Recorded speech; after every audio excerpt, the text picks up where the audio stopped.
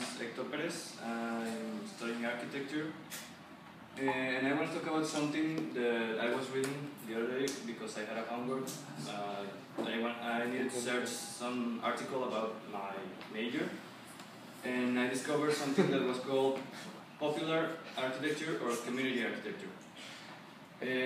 This movement in architecture is based on three basic ideas. The first one is the self-construction. The self-construction, like the word says it, it's constructing something by yourself.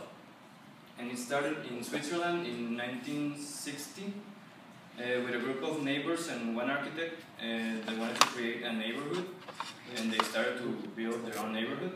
The second idea started in the US in the 1970s, which was the low budget construction.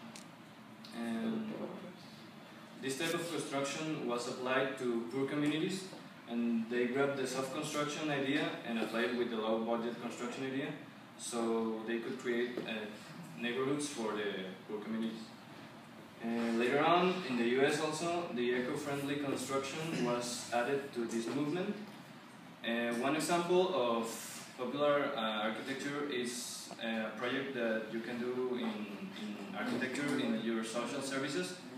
I don't know if you have seen it. It's a house that the architects made for a woman that works here that doesn't have a lot of money, and they made it with recycled materials and everything from here, from campus, like the tables and everything. They used it to create the walls and the glass from, like, I don't know where they got the glass, but another project was the modules. These modules are like small rooms, like 2 by 2, that you can put together to create different types of structures, either a house, buildings, offices, schools, and that's what they're doing right now.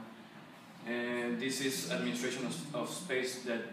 That's why I chose to study architecture, because I was intrigued since I was little of how did architects administrate space in order to make a building to accomplish a function, and also has design and administrate the space.